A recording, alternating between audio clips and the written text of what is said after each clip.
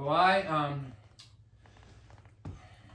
understand exhaustion. Exhaustion and I have a long-standing and deeply intimate knowledge of one another. He knows how to slip into my life and make me miserable, and I know that he likes doing it. And so my day job for 25 years of my life has been that I would install security systems in people's houses. And because I'm from Lynn, I always said that it was a public service, that I was really just trying to keep my friends out of other people's houses.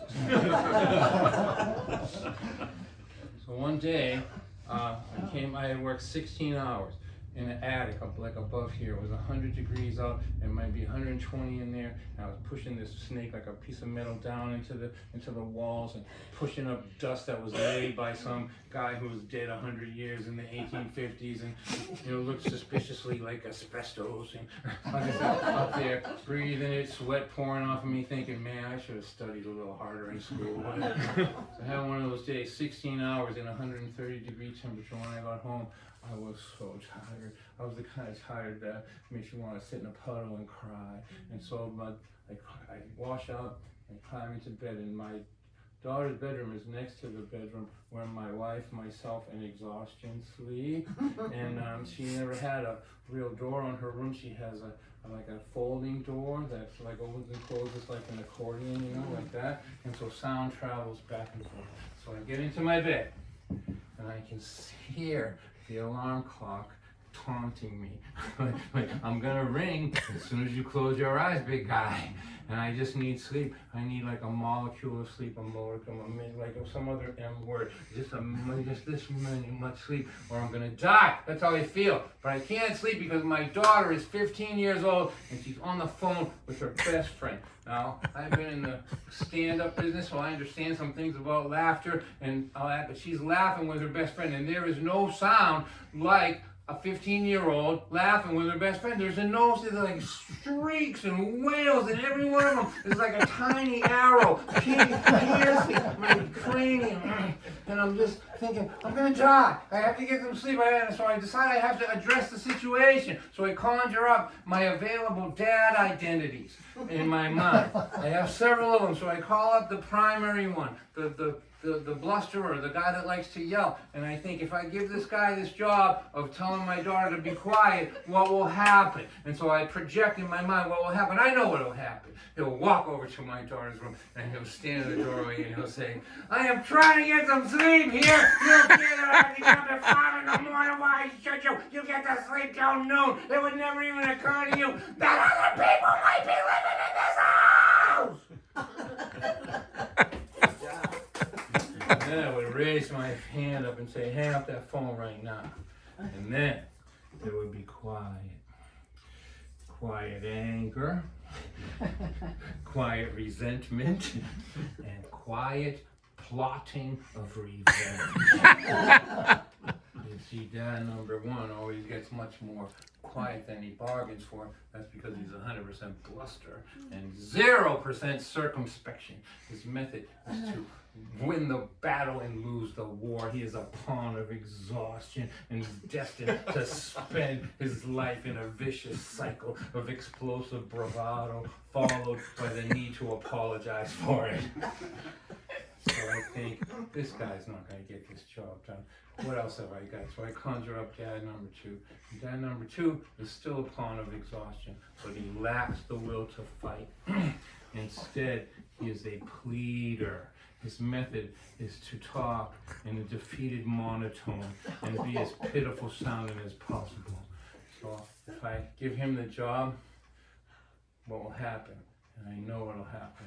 He'll go over and he'll say, Ariel, that's my daughter's name, Ariel, if you love me even just a little bit, please go downstairs and talk on the phone down there. And although sad and emasculated, this dad, if I give him the job, will probably do it in a way that I won't have to apologize for later. So I go, Dad number 2 is my guy. I conjure up my defeated monotone. I roll it around in my mouth. I'm preparing to address the situation when the hitherto unknown door of my mind opens up and out walks Dad number 3. He speaks. Dad number 1 is mean, and Dad number 2 is tragic. He said the problem here isn't with the sounds in this house, it's with the way you are choosing to hear them. And I think to myself, great, Dad number 3 is a philosopher. I say, is this going to take long? I really need to get some help. I really need to get some sleep here. And he tells me to be quiet. And he continues. He says, let's take a look at what we actually have here. You are about to take action that will curtail the sounds of laughter in your home. Is this really what you want?